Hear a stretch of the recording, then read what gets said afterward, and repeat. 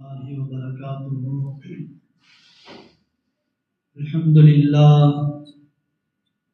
لله رب العالمين، والعاقبة للمتقين، الصلاة والسلام على خاتم النبيين وعلى آله الطيبين وأصحابه الطاهرين والمؤمنين والمسلمين كلهم أجمعين، أما بعد. فقد قال الله تعالى في القرآن القديم وفي الفرقان المجيد بعد أعوذ بالله من الشيطان الرجيم بفضل بسم الله الرحمن الرحيم. يا أيها الذين آمنوا كتب عليكم الصيام كما كتب على الذين من قبلكم لعلكم تتقون. وقال رسول الله صلى الله عليه وسلم: من صام رمضان إيمانا واحتسابا غفر له ما تقدم من ذنبه. صدق الله وصدق رسوله النبي الكريم. الصلاة والسلام عليك يا رسول الله، الصلاة والسلام عليك يا حبيب الله، الصلاة والسلام عليك يا رحمة للعالمين. புகழும் புகழ்ச்சியும் ஏகவல்லோன் ஒருவனாகிய அல்லாஹ் ஒருவனுக்கே உரித்தாண்டுமாக. அவனது சாந்தியும் சமாதானமும் கண்மணி நாயகம் ஸல்லல்லாஹு அலைஹி வஸல்லம் அவர்களின் மீதும் அவர்களின் அடிச்சுவற்றை வலுவாது நழுவாது பின்பற்றி வாழ்ந்த உத்தம சத்திய சஹாபாக்கள், தாபிஈன்கள், தபஅ தாபிஈன்கள், இறைநேசர்கள், நல்லடியார்கள், குறிப்பாக ஜும்ஆவினுடைய தொழுகையை நிறைவேற்றுவதற்காக வந்திருக்கக்கூடிய இதுவரை இருக்கிற நம் அனைவரின் மீதும் என்றென்றும் நின்ற நிலவட்டுமாக. ஆமீன். கண்ணியத்திற்கும் மிகுந்த மரியாதைக்கும் உரித்தான அல்லாஹ்வின் நல்லடியார்களே, நாம் எல்லாம் புண்ணியம் நிறைந்த அல்லாஹ்வின் அருளும் மன்னிப்பும் நரக விடுதலையை பெற்றுத் தருகிற கருணை நிறைந்த ரமலானில் நாம் எல்லாம் அடைந்திருக்கிறோம். எல்லாம் வல்ல அல்லாஹ் இந்த ரமலானில் பரிபூர்ணமான முறையிலே நோன்பு வைக்கக்கூடிய பாக்கியத்தையும், நம்மால் இயன்ற அளவுக்கு நஃபிலான தொழுகைகளையும் தான தர்மங்களையும் செய்யக்கூடிய பாக்கியத்தை நம் அனைவருக்கும் அல்லாஹ் தந்தருள் புரிவானாக. ஆமீன். எத்தனையோ மாதங்கள் இருந்தாலும் அல்லாஹ் நோன்பிற்காக ரமலானை தேர்ந்தெடுத்து அந்த மாதத்தில் நோன்பு வைப்பதை கடமையாக ஆக்கியதிலிருந்து ரமலான் அது எவ்வளவு சிறப்புக்குரிய மாதம் என்பதை நாம் எல்லாம் விளங்கிக் கொள்ள கடமைப்பட்டிருக்கிறோம். இந்த ரமலான் மாதத்தில் தான் அருள்மறையாம் திருக்குர்ஆன் பெருமானார் ஸல்லல்லாஹு அலைஹி வஸல்லம் அவர்களுக்கு இறங்கியது.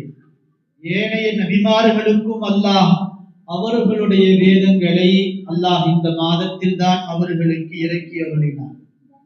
1000 மாதங்களை விட சிறந்த இரவான லைலத்துல் கத்ருடைய இரவும் இந்த ரமலானில் இருப்பதுதான் இந்த மாதத்திற்குண்டான தனிச்சிறப்பு என்பதை நாம் எல்லாம் விளங்கிக் கொள்ள கடமைப்பட்டிருக்கிறோம்.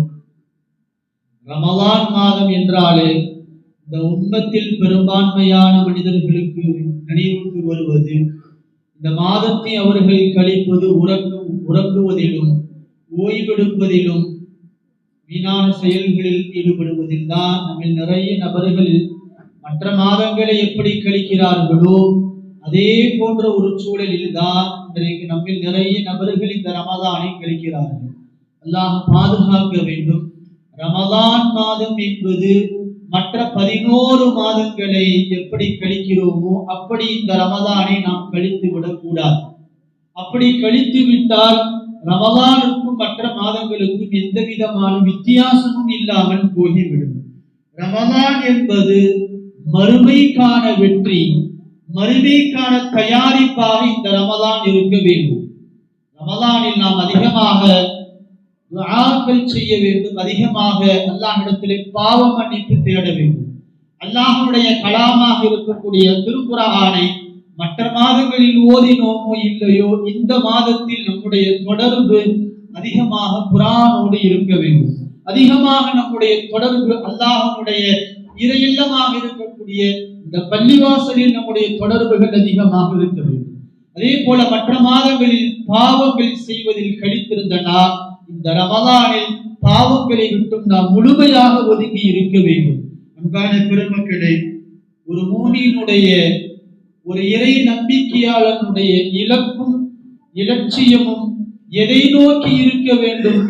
அல்லாஹ் அல் குர்ஆனில் சொல்லுவார், ஒரு இறை நம்பிக்கையாளனுடைய லட்சியம், அவனுடைய ஆசை, அவனுடைய வெற்றி இலக்கு எதை நோக்கி இருக்க வேண்டும் என்று சொன்னால், சாபிகு இலா மக்ஃபிரத்தின் மிர் ரப்பிக்கும் வ ஜன்னத்தின் அர்துஹஸ் ஸமாவாத்து வல் அர்து உஇத்தத் லில் முத்தகீன், உங்களுடைய இறைவனாகிய அல்லாஹ்வுடைய மன்னிப்பை நோக்கியும் அவனுடைய சொர்க்கத்தை நோக்கியும் நீங்கள் முந்தி செல்லுங்கள், ஒருவருக்கொருவர் போட்டி போடுங்கள் என்பதாக அல்லாஹ் அல் குர்ஆனிலே சொல்லுவார். எனவே ஒரு இறை நம்பிக்கையாளனுடைய லட்சியம் எதை நோக்கி இருக்க வேண்டும் என்று சொன்னால், அல்லாஹ்வுடைய பாவ மன்னிப்பை நோக்கியும் அவனுடைய சொர்க்கத்தை நோக்கியும் அல்லாஹ் விதித்திருக்கக்கூடிய இபாதத்துகளில் ஒருவருக்கொருவர் போட்டி போடக்கூடிய விஷயத்தில் அவனுடைய லட்சியம் இருக்க வேண்டும் என்பதாக அல்லாஹ் அல் குர்ஆனின் மூலமாக நமக்கு தெளிவாக நமக்கு சொல்லித் தருகிறார்.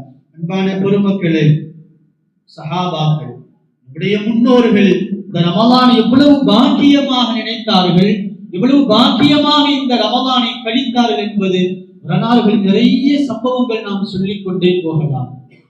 நம்முடைய முன்னோர்கள் சஹாபாக்களோடு போட்டி போட்டார்கள் ரமலானில். சஹாபாக்கள் எப்படி ரமலானிலே அமல் செய்தார்களோ அதே போன்று நம்முடைய முன்னோர்களும் ரமலானில் அவ்வளவு இபாதத்துகள் செய்தார்கள்.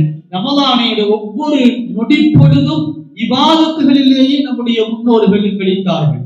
கலீஃபா உமர் ரலியல்லாஹு அன்ஹு அவர்களுடைய ஆட்சி காலம், ஆண்களுக்கு தராவீஹ் தொழுகை வைப்பதற்காக ஹஜ்ரத் உபை இப்னு கஅப் ரலியல்லாஹு அன்ஹு அவர்களை இமாமாக உமர் ரலியல்லாஹு அவர்கள் நியமிக்கிறார்கள். உபை இப்னு கஅப் ரலியல்லாஹு அவர்கள் தொழ வைக்கிறார்கள். பெண்களுக்கென்று ஒரு தனி இடம் ஏற்பாடு செய்யப்படுகிறது. நாளுக்கு நாள் பெண்களுடைய கூட்டம் தராவீஹ் தொழுகைக்கு அதிகமாக வந்தவுடனே உமர் ரலியல்லாஹு அன்ஹு அவர்கள் பெண்களுக்கு தராவீஹ் தொழ வைப்பதற்காக தமீமுத்தார் ரலியல்லாஹு அன்ஹு அவர்களை பெண்களுக்கு இமாமத்து செய்வதற்காக தனியாக ஒரு இடத்தை ஏற்பாடு செய்கிறார்கள். 2 சஹாபியும் போட்டி போட்டு கொண்டு தொழ வைக்கிறார்கள். குர்ஆனை எந்த அளவுக்கு ஓதுகிறார்கள் என்று சொன்னால், சஹருடைய நேரம் நெருங்கிவிடும் அளவுக்கு அவர்களுடைய தராவீஹ் தொழுகையினுடைய நேரம் அவ்வளவு அதிகமாக இருக்கிறது. பின்னாடி நிற்கிற சஹாபாக்கள் எல்லாம் யோசித்தார்கள், நமக்கு சஹர் செய்வதற்கு நேரமே கிடைக்காதா அப்படிங்கிற அளவுக்கு அந்த 2 சஹாபாக்களும் உபை இப்னு கஅப் ரலியல்லாஹு அன்ஹு அவர்களும் தமீமுத்தாரி ரலியல்லாஹு அன்ஹு அவர்களும் அந்த அளவுக்கு தராவீஹில் இரவு நேர தொழுகையில் ஈடுபட்டார்கள். அவ்வளவு குர்ஆன் ஓதினார்கள். இன்றைக்கு நம்மால் கொஞ்ச நேரம் தராவீஹ் தொழுகையில் நம்மால் இருக்க முடியவில்லை. அதற்கு பிறகு நம்மால் முடிந்த அளவுக்கு உபரியான தொழுகைகள் தொழுகுவதற்கு நம்மால் முடியவில்லை. நம்முடைய முன்னோர்கள் தராவீஹ் தொழுகையில் அவ்வளவு ஈடுபாட்டோடு செயல்பட்டார்கள். குர்ஆன் அந்த அளவுக்கு ஓதினார்கள். எனவே இந்த ரமலானை அடைந்திருக்கக்கூடிய நாம் 2 நோன்பை நாம் அடைந்து விட்டோம். ஒரு நோன்பு முடிந்து விட்டது, இதற்கு 2வது நோன்பு. எனவே அன்பான பெருமக்களே, மீதம் இருக்கக்கூடிய இந்த ரமலானில் நம்மால் எந்த அளவுக்கு முடியுமோ அந்த அளவுக்கு நஃபிலான தொழுகைகளை நாம் தொழுகுவதற்கு முயற்சி செய்ய வேண்டும். குர்ஆன் ஓதுவதில் நம்மால் இயன்ற அளவுக்கு முயற்சி செய்ய வேண்டும். அதிலும் குறிப்பாக நமக்கு ஓய்வுக்கு என்று 2 தொழுகைகள் இருக்கிறது. லுஹருடைய நேரம், அஸ்ருடைய நேரம் என்று இருக்கிறது. வீட்டுக்கு போயிட்டோம் என்று சொன்னால் கண்டிப்பாக குர்ஆன் ஓத முடியாது. எனவே தொழுகுவதற்காக வரக்கூடிய அன்பர்கள், லுஹருடைய நேரம் மிக பாக்கியமான ஒரு நேரம். அந்த லுஹருடைய நேரத்திலே பள்ளிவாசலிலேயே இருந்து உங்களால் இயன்ற அளவுக்கு குர்ஆனை ஓதுங்கள், முயற்சி செய்யுங்கள். இந்த ரமலானில் குறைந்தபட்சம் ஒரு கதமாவது முடிக்க வேண்டும் என்று நியத்து வையுங்கள். லுஹருடைய நேரத்திலும் அஸ்ருடைய நேரத்திலும், அஸ்ருக்கு பிறகு மக்ரிப் இஃப்தார் வந்துவிடும். எனவே லுஹர் அஸ்ருடைய இந்த 2 நேரத்திலே பள்ளிவாசலில் இருந்து கொஞ்ச நேரம் ஒரு குறிப்பிட்ட ஒரு மணி நேரமாவது பள்ளிவாசலில் இருந்து குர்ஆன் ஓதுவதற்கு முயற்சி செய்யுங்கள். அல்லாஹ் நம்முடைய முயற்சி அல்லாஹ் கபூலாக்குவானாக. எல்லாம் வல்ல அல்லாஹ் இந்த ரமலானில் அதிகமாக குர்ஆன் ஓதுவதற்கும் அதிகமாக பாவ மன்னிப்பு தேடுவதற்கும் எல்லாம் வல்ல அல்லாஹ் நம் அனைவருக்கும் தௌஃபீக் செய்வானாக. அன்பான பெருமக்களே, நபி ஸல்லல்லாஹு அலைஹி வஸல்லம் அவர்கள் சொன்னார்கள், அல்லாஹ் ஹதீஸே குதுஸியில் சொல்கிறான், ஒவ்வொரு ரமலானுடைய ஒவ்வொரு இரவிலும் அல்லாஹ் முதல் வானத்திற்கு வந்து நம்மை நோக்கி இப்படி கேட்கிறான், யா பாகியல் கைர் இக்பில். அக்பில், நன்மையை விரைந்து செய்யக்கூடியவர்களே, நன்மை செய்வதில் ஆர்வம் இருக்கக்கூடியவர்களே, நன்மைக்காக நீங்கள் முந்தி வாருங்கள் என்பதாக அல்லாஹ் ஒவ்வொரு இரவிலும் முதல் வானத்தில் வந்து நமக்கு சொல்கிறார். அதே போல் யா பாகிய ஷைர் யா பாகிய ஷர் அக்ஸிர், தீமை செய்யக்கூடியவர்களே, நீங்கள் தீமை செய்வதை விட்டு தவிர்த்து கொள்ளுங்கள் என்பதாக அல்லாஹ் ஒவ்வொரு ரமலானுடைய இரவிலும் முதல் வானத்திற்கு வந்து சொல்லுகிறார். எனவே ரமலான் அது நன்மைக்கு எவ்வளவு கூலி அதிகமாக கிடைக்குமோ அதே போல பாவத்திற்கும் பல மடங்கு கூலி கிடைக்கும். எனவே இந்த ரமலானுடைய காலங்களில் நன்மை செய்வதில் எவ்வளவு ஆர்வம் இருக்கிறதோ அதை விட பாவம் செய்வதை விட்டும் நம்முடைய கவனம் அதிகமாக இருக்க வேண்டும். மற்ற மாதங்களில் பாவம் செய்வதை விட இந்த ரமலானில் பாவம் செய்வதை அந்த சிந்தனை கூட நம்முடைய உள்ளத்தில் வந்து விடாத அளவுக்கு நாம் மிகுந்த எச்சரிக்கை உள்ளவர்களாக இருக்க வேண்டும். ஏனென்று சொன்னால் மிக மோசமான ஒரு சூழ்நிலை நாம் எல்லாம் வாழ்ந்து கொண்டிருக்கிறோம். தவறு என்றால் என்னவென்றே தெரியாத அளவிற்கு சின்னஞ்சிறு பாவங்கள் இன்றைக்கு நம்மிடத்திலே சர்வசாதாரணமாக நிகழ்ந்துவிடக்கூடிய மிக மோசமான ஒரு சூழ்நிலை நாம் எல்லாம் இருந்து கொண்டிருக்கிறோம். எனவே ரமலானில் பாவங்கள் செய்வதில் நாம் மிகுந்த எச்சரிக்கை உள்ளவர்களாக இருக்க வேண்டும். அன்பான பெருமக்களே, ரமலான் மூலமாக நமக்கு கிடைக்கக்கூடிய பொக்கிஷங்கள் ஏராளம். நோன்பு வைப்பதின் மூலமாக நமக்கு கிடைக்கக்கூடிய பொக்கிஷங்கள் ஏராளம். பெருமானார் ஸல்லல்லாஹு அலைஹி வஸல்லம் அவர்கள் சொன்னார்கள், யார் ஒரு நோன்பு வைக்கிறார்களோ, ரமலான் அல்லாத சுன்னத்தான நஃபிலான மன் சாம யௌமன் ஃபீ சபீலில்லாஹ், யார் அல்லாஹ்வுடைய பாதையில் ஒரே ஒரு நோன்பு வைக்கிறாரோ, வபைனஹு வபைனன் நாரி கந்தகன் கமா பைன ஸமாஇ வல் அர்த், அவருக்கும் நரகத்திற்கும் இடையிலே ஒரு கந்தக் தொலை தூரம் அளவுக்கு இடைவெளி அல்லாஹ் ஏற்படுத்தினான் என்று சொல்லிவிட்டு, அந்த ஒரு கந்தக்குடைய தூரம் எவ்வளவு என்று சொன்னால், வானத்திற்கும் பூமிக்கு மத்தியிலே இடைப்பட்ட தூரத்தை அல்லாஹ் யார் ஒரு நோன்பு வைக்கிறாரோ அவருக்கும் நரகத்திற்கும் இடையே அல்லாஹ் அவ்வளவு தூரத்தை ஏற்படுத்தி என்பதாக பெருமானார் ஸல்லல்லாஹு அலைஹி வஸல்லம் சொன்னார். அதே போல இன்னொரு ஹதீஸில், யார் ஒரு நோன்பு வைக்கிறாரோ அவருக்கு 100 வருடங்கள் தொலை தூரம் அளவுக்கு அவருக்கும் நரகத்திற்கும் இடையே அல்லாஹ் தொலை தூரத்தை ஏற்படுத்தார் என்பதாக பெருமானார் ஸல்லல்லாஹு அலைஹி வஸல்லம் அவர்கள் சொன்னார்கள்.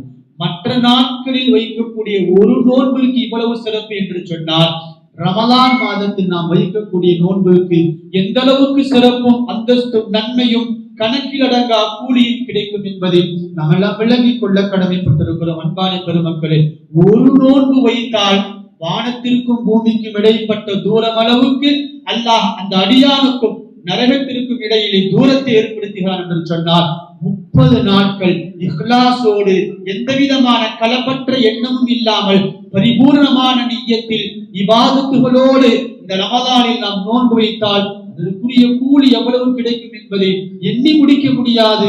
அல்லாஹ் அந்த அளவுக்கு ரமலானுடைய நோன்பிற்கு மகத்துவமான கூலியை வழங்குகிறார். இன்னொரு ஹதீஸிலே பெருமானார் ஸல்லல்லாஹு அலைஹி வஸல்லம் அவர்கள் சொன்னார்கள், ஆதமுடைய மகன் செய்யக்கூடிய ஒவ்வொரு இபாதத்திற்கும் அவனுடைய எண்ணத்திற்கு தகுந்தவாறு கூலி கொடுக்கிறேன். ஆனால் நோன்பு மாத்திரம் எனக்கானது. அஸ்ஸியாமு லீ அன அஜ்ஸீ பிஹி, நோன்பிற்கு மாத்திரம் நானே கூலி கொடுக்கிறேன் என்பதாக அல்லாஹ் சொல்லுகிறான். இந்த ஹதீஸிற்கு விளக்கம் சொல்லக்கூடிய முஹத்திஸீன்கள் சொல்லுவார்கள், அன உஜ்ஸா பிஹி, நானே அந்த நோன்பிற்கு கூலியாக கிடைக்கிறேன் என்பதாக அல்லாஹ் சொல்லுகிறான் என்பதாக முஹத்திஸீன்கள் சொல்லுவார்கள். அன்பான பெருமக்களே, நாம் செய்யக்கூடிய ஒவ்வொரு இபாதத்திற்கும் அல்லாஹ் கூலி கொடுக்கிறான் என்பதில் எந்த விதமான சந்தேகமும் கிடையாது. ஆனால் நோன்பிற்கு மாத்திரம் அல்லாஹ்வே கூலியாக கிடைக்கிறான் என்று சொன்னால் பாக்கியம் நிறைந்த ரமலான் அது நமக்கு கிடைத்திருப்பதே மிக பெரும் பாக்கியம். எனவே அந்த ரமலானில் அந்த நோன்பில் அல்லாஹ்வை கூலியாக பெறக்கூடிய அளவிற்கு நம்முடைய நோன்பு தகுதியாக இருக்கிறதா என்பதை நாம் எல்லாம் யோசித்து பார்க்க கடமைப்பட்டிருக்கிறோம். அன்பான பெருமக்களே, அல்லாஹ் இந்த நோன்பை கடமையாக்கிய காரணம், யா அய்யுஹல்லதீன ஆமனு குதிப அலைக்குமுஸ் ஸியாம் கமா குதிப அலல்லதீன மின் கப்லிக்கும் லஅல்லக்கும் தத்தகூன். உங்களுக்கு முன் சென்ற சமுதாயத்தவர்களுக்கு எப்படி நோன்பு கடமையாக்கப்பட்டதோ அதே போன்று உங்களுக்கும் நோன்பு கடமையாக்கப்பட்டுள்ளது. லஅல்லக்கும் தத்தகூன், நீங்கள் இறையச்சம் உள்ளவர்களாக ஆக வேண்டும் என்பதற்காக. நோன்பு வச்சா தக்வா கிடைக்கும் என்பதாக அல்லாஹ் சொல்லுகிறான். நீங்க தொழுதா தக்வா கிடைக்கும் அல்லாஹ் சொல்லல. நீங்க ஜகாத் கொடுத்தால் தக்வா கிடைக்கும் என்று அல்லாஹ் சொல்லவில்லை. ஹஜ் செய்தால் தக்வா கிடைக்கும் என்று அல்லாஹ் சொல்லவில்லை. லஅல்லக்கும் தத்தகூன், நோன்பு வைத்தால் அல்லாஹ்வுடைய தக்வா, அல்லாஹ்வுடைய இறையச்சம் கிடைக்கும் என்பதாக அல்லாஹ் அல் குர்ஆனிலே சொல்லுகிறார். எனவே நோன்பு மாத்திரம்தான் நம்முடைய உடலையும் உள்ளத்தையும் பாவம் செய்வதை விட்டு தடுக்கக்கூடிய சக்தி நோன்புக்கு இருக்கிறது. இன்றைக்கு நம்ம நிறைய நபர்கள் வெறுமனே பசித்திருப்பதிலும் தாகித்திருப்பதிலும் நம்முடைய நோன்பினுடைய கடமை முடிந்து விட்டது என்று நினைக்கிறார்கள். அவ்வாறு அல்ல. அதை தாண்டி நம்முடைய உள்ளத்தில் எந்த அளவுக்கு இறையச்சம் வந்திருக்கிறதோ அந்த அளவுக்கு நம்முடைய நோன்புடைய சக்தி இருக்கிறது என்பதை நாம் எல்லாம் விளங்கிக் கொள்ள கடமைப்பட்டிருக்கிறோம். அன்பான பெருமக்களே, நபி ஸல்லல்லாஹு அலைஹி வஸல்லம் அவர்கள் சொன்னார்கள், அஸ்ஸௌமு ஜுன்னத்துன், நோன்பு என்பது பாவங்களை விட்டு தடுக்கக்கூடிய கேடயம். அந்த கேடயமாக நம்முடைய நோன்பு இருக்கிறதா என்பதை நாம் எல்லாம் யோசிக்க வேண்டும். ரமலான் அல்லாத காலங்களில் பாவம் செய்கிறது போல் இந்த மாதத்திலும் நாம் பாவத்தை செய்கிறோம் என்று சொன்னால் அஸ்ஸௌமு ஜுன்னத்துன், நோன்பு என்பது கேடயம். அந்த கேடயமாக நம்முடைய நோன்பு இல்லை என்பதுதான் அர்த்தம். எனவே ரமலானில் பாவம் செய்வதை விட்டு அந்த பாவத்தினுடைய சிந்தனைகள் கூட நம்முடைய உள்ளத்தில் வராத அளவிற்கு நாம் முயற்சி செய்ய வேண்டும். அன்பான பெருமக்களே, ரமலானுடைய நோன்பே ஒரு அற்புதம் தான். ரமலானே ஒரு அற்புதம் தான். 11 மாதங்கள் நோன்பு வைக்காதவனை கூட இந்த ரமலான் நோன்பு வைத்து 11 மாதங்கள் தொழுகையில் கவனக்குறைவாக இருந்தவர்களை கூட ரமலான் தொழுகைக்கு பள்ளிவாசலுக்கு அழைத்து வந்துவிடும். 11 மாதங்கள் சர்வசாதாரணமாக நாவிலே பொய்யும் புரட்டும் பேசிய மனிதர்கள் கூட இந்த ரமலான் வந்துவிட்டது என்று சொன்னால் அவருடைய நாவை சுருட்டி வைத்து விடுவார்கள். காரணம், ரமலானுக்கும் ரமலானுடைய நோன்பிற்கும் அந்த அளவுக்கு சக்தி இருக்கிறது. எனவே அன்பான பெருமக்களே, மகத்துவமான பாக்கியம் நிறைந்த ரமலானை அடைந்திருக்கக்கூடிய நாம், அதிலும் குறிப்பாக பெருமானார் ஸல்லல்லாஹு அலைஹி வஸல்லம் அவர்கள் சொன்னார்கள், ரமலானுடைய முதல் 10 ரஹ்மத்துடைய 10 ஆகும், இரண்டாவது 10 மக்ஃபிரத்துடைய 10 ஆகும், மூன்றாவது 10 நரக நெருப்பிலிருந்து விடுதலை பெற்று தரக்கூடிய 10 என்பதாக பெருமானார் ஸல்லல்லாஹு அலைஹி வஸல்லம் சொன்னார்கள். எனவே ரமலானுடைய முதல் 10 இருக்கக்கூடிய நாம் அல்லாஹ்விடத்தில் அதிகமாக அவருடைய ரஹ்மத்தை கேட்க வேண்டும். அதிகமாக அல்லாஹ்விடத்தில் ரஹ்மத்தை கேட்க வேண்டும். அல்லாஹும்ம ரஹம்னா பிரஹ்மதிக யா அர்ஹமர் ராஹிமீன். இந்த துஆவை அல்லாஹ்விடத்தில் அதிகமாக ஓத வேண்டும். ஏனென்று சொன்னால் அல்லாஹ்வுடைய ரஹ்மத் இல்லாமல் இந்த உலகத்தில் நம்மால் நொடி பொழுது கூட வாழ்ந்து விட முடியாது. அல்லாஹ்வுடைய ரஹ்மத் இல்லாமல் நாளை மறுமையில் வெற்றி கிடைக்காது. நாளை மறுமையில் நாம் சொர்க்கம் செல்லவும் முடியாது. பெருமானார் ஸல்லல்லாஹு அலைஹி வஸல்லம் தன்னையும் சேர்த்து சொன்னார்கள், அல்லாஹ்வுடைய ரஹ்மத் இல்லாமல் என்னாலும் சொர்க்கம் செல்ல முடியாது. அல்லாஹ்வுடைய ரஹ்மத் இல்லாமல் நம்மால் சொர்க்கம் செல்ல முடியாது.